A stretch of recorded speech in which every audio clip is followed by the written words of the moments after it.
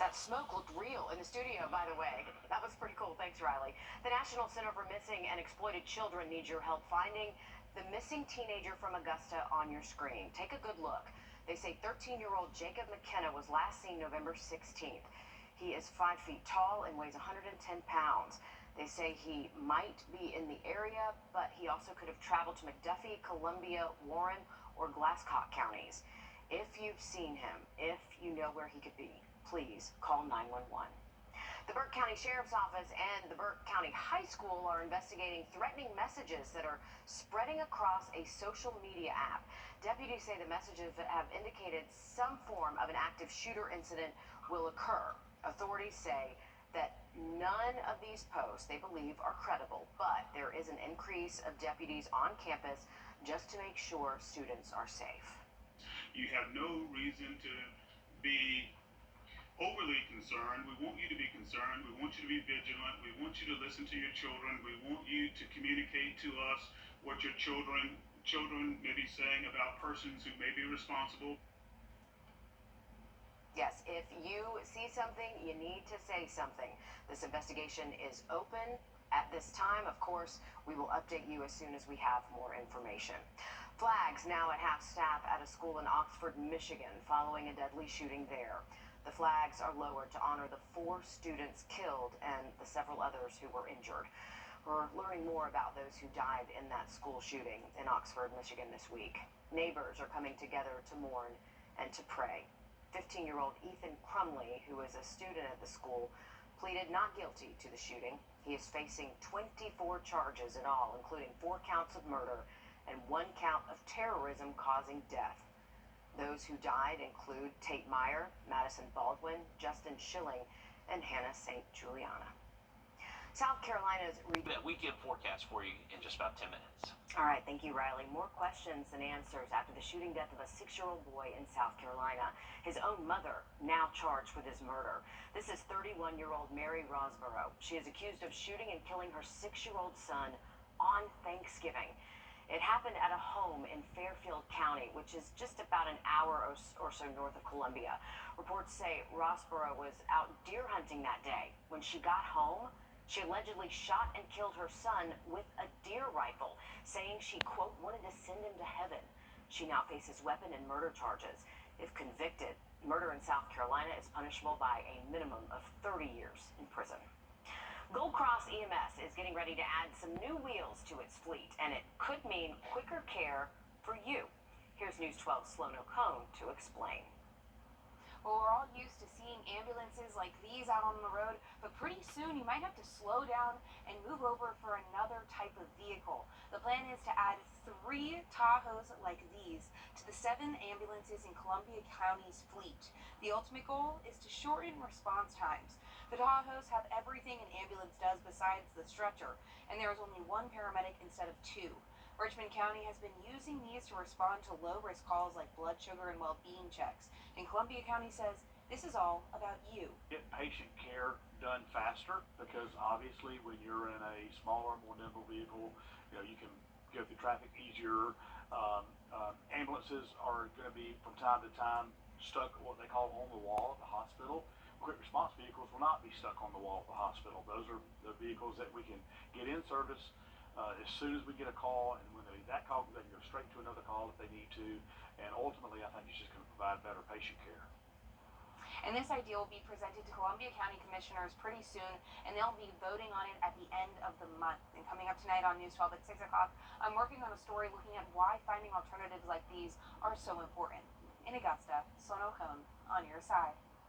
Thanks for that update, Sloan. Just into our newsroom this evening, a Burke County man sentenced to more than 10 years in prison for possessing hundreds of images of child pornography. The U.S. Attorney's Office says 38-year-old William Voss of Waynesboro pleaded guilty to possessing porn they found on some of his devices back in May of 2020. In addition to his time in prison, he is also ordered to register as a sex offender and serve 25 years of supervised release after serving his sentence. After first being identified in South Africa last week, the 5 to 10 minutes. Well, I'll look at that weekend forecast for you in just a little bit. Thanks a lot, Riley. When you need an ambulance, you don't want to wait, and people have been dealing with long ambulance response times for months. Now, Gold Cross is working with Richmond and Columbia counties to cut down on that long wait. Sloan Cone shows us how. Adding 3 quick response vehicles along with our 7 ambulances that we have. These Tahoes are being used in Richmond County for non-emergency type calls, someone needing their blood sugar checked or a well-being check. And then the paramedic will decide whether they're going to be riding in with the ambulance or they're going to be in service and able to catch the next call. They have everything besides a stretcher and 1 paramedic instead of 2. We are always looking at response times and the amount of ambulances we have in Columbia County.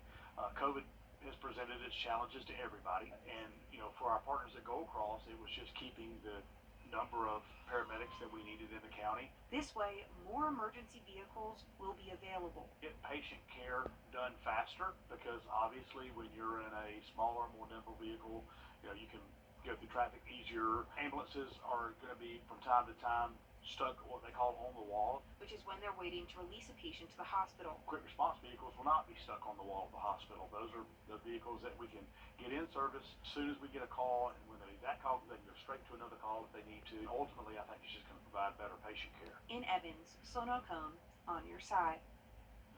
Columbia County Commissioners will get a closer look at that plan at their next committee meeting, then vote on it by the end of the month. If it passes, these emergency response Tahoes will be on call at the beginning of next year. The suspect at the center... Convoy and Associates today. It's been 2 months since this grand opening of the Amazon Fulfillment Center in Appling, and now with the busiest online shopping season in full swing, we decided to check in. Kennedy Harris takes us inside this state-of-the-art facility. Well, these balloons aren't just for show. Amazon is in their peak season, and this building houses millions of packages before they land on your doorstep. Pick, pack, and stuff. There's a lot of great deals on Amazon, so it gets very, very busy. For Amazon employees like Edgar, this week and the coming weeks are full steam ahead. Well, it's really busy, and I think part of it is because I order a lot from Amazon, so I get paid from Amazon and give it back. It's not just Edgar ordering. The fulfillment center is currently shipping hundreds of thousands of packages a day. For us here in Appling, it's a very busy season as we are beginning to operate a building for the first time. The center is not fully open just yet. They're opening in phases. So by the final phase around February, We'll do closer to 500,000 packages every single day. before boxed, your orders travel in yellow bins to different stations in the facility. Orders flow with the help of more than 9 miles of conveyance belts, hundreds of employees, and more than 4,000 robots. As we get orders in, we're able to pick those orders out in the exact same day that our customers are getting them, which allows us to ship it to our middle mile building down the road and get it to our customers the very next day. From the middle mile building, packages are placed on trucks and sent to you. Supply shortages aren't a concern either. We start every year on January 1st to get us ready for the following peak season, right?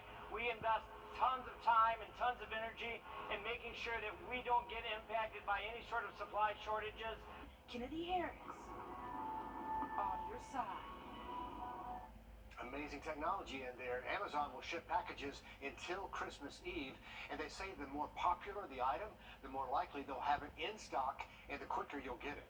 Other items have to be sent to the facility from other locations, so go Amazon. Well, it's not the kind of Christmas tree lighting you want to see, but it's an important reminder for all of us with a real Christmas tree in the house this season. Today, Augusta firefighters showing what can happen if you're not watering your tree enough. They say check the tree lights every day, and they recommend using surge protectors instead of a lot of extension cords. Oh, warning to the wise there. Let's get a live look outside as we check our camera in Grovetown. And Riley, we were watching for